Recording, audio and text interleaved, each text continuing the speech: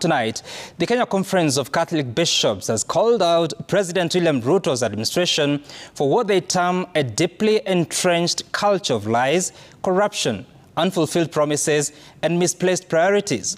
Led by their chair, Archbishop Maurice Muhatia of Kisumu, the bishops have accused the political class of turning a deaf ear to key concerns raised by Kenyans, among them overtaxation, unemployment, disturbing gaps in the implementation of CBC education system, and the transition from the NHIF to the Social Health Authority.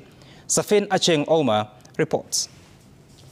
In their latest assessment of the state of affairs in the country, the Kenya Conference of Catholic Bishops has accused President William Ruto's administration of condoning a culture of lies, empty promises, and misplaced priorities.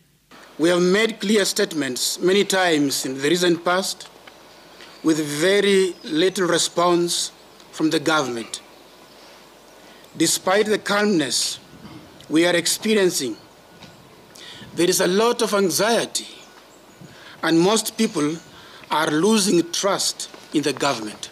We recall the pertinent and resolved issues we have raised recently with the government over taxation of Kenyans, the hiking of the missionary work permits, youth unemployment, regulations of the education system, especially the CBC and university loan scheme. This culture of lies, unkept promises, and misplaced priorities is unacceptable and needs to be dealt with. The clergy have criticized politicians for advancing politics of self-interest and political wrangles, which risk balkanizing the country. The political wrangles in the government have generated unwanted tensions and deepened divisions among our people.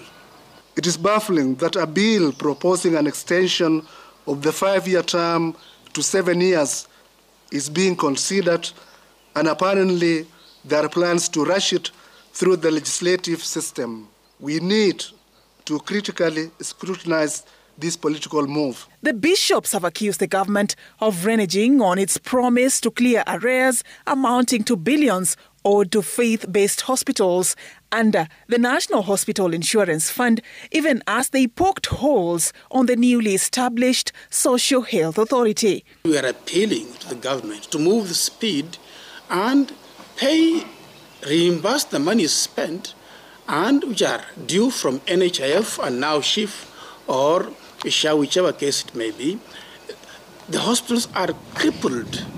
They cannot serve our people, especially the most needy, because of this serious anomaly. The bishops expressed their displeasure with a seeming laxity in the war against graft and addressing reported abductions, disappearances, and killings of Kenyans.